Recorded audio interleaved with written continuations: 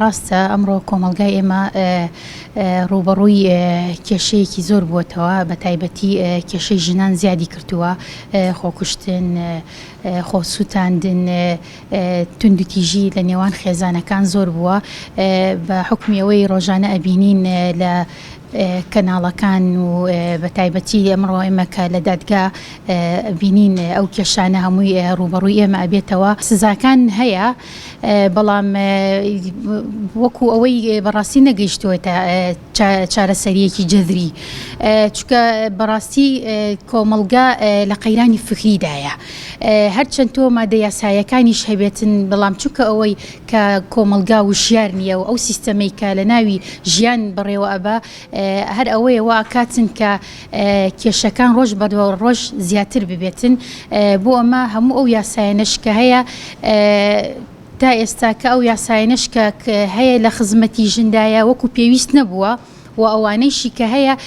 توندوتیژی لە بەرامبەر ژن بەڕێوەبە بۆ خۆی ئەوە هۆکارێکە کە بێتە هۆی توندوتیژیەکان و خۆکوشتنی ژنان لەناو کۆمەڵگایە کۆمەڵگای ئێمە کۆمەڵگایەکی ذکوریە یعنی بمانەوێ نێوانەوێ ئەوەیە کە ئەو یاسایەنەش کە نووسراون هەڵبەتە سەرچاوی ئەگرێ لە شریعەتی ئیسلامی و لەگەڵ عرف و عادات و تەقالیدانەی کە هەیە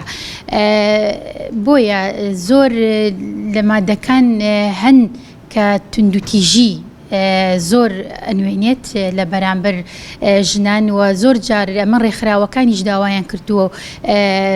بە پێ ئەو ئامارانەی کە هەیە لە بەردەستا براوەتە بەردادگا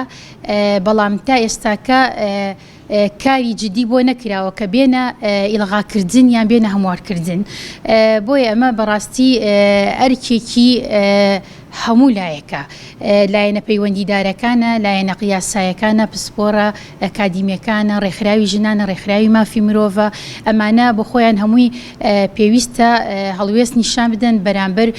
بە ئەو یاسایانەی کە هەیە کە خزمەت بە ژن ناکات و کە مافی ژنی تێپێشێل ئەکاتن بۆی بتوانین کە هیچ نەبێگەر ئیغا نەبێت تعدیلاتێکی تا دروست بێ ئەوکو نمونە مادەی 377 مادەی 428 مادەی 41 لە یاسای قانونی ئەحوال شەخسی لەگەڵ مادەی 57 لە